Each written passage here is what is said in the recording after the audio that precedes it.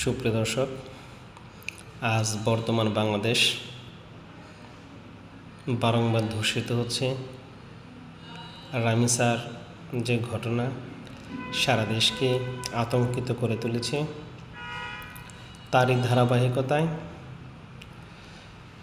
বর্তমান সময়ে বিভিন্ন জায়গায় অলরেডি আমরা বিভিন্ন ধর্ষণের ঘটনা দৃষ্টিগোচর হচ্ছে।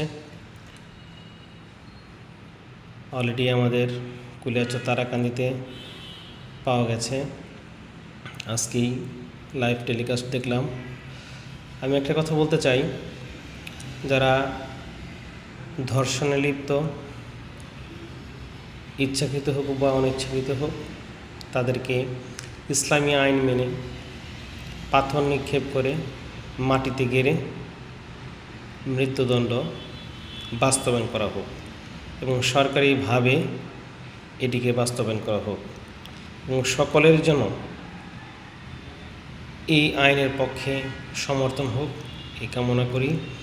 একটি ইসলামিক অনুশাসন, ইসলামিক আইন বাস্তবায়ন হলে এ দেশ থেকে ধর্ষণের মতো একটি ন্যাক্কারজনক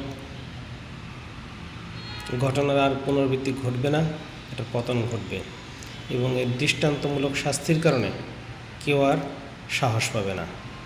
সেহেতু মাননীয় প্রধানমন্ত্রীর নিকট আকুল আবেদন যে ইসলামিক নিয়ম অনুযায়ী যারা জেনা ব্যভিচারে লিপ্ত এবং ধর্ষণের জন্য অন্তত যেন ইসলামিক আইন মেনে প্রকাশ্যে তাকে মাটিতে গেড়ে তা পাথর নিক্ষেপ করে মৃত্যুদণ্ড কার্যকর করা হোক।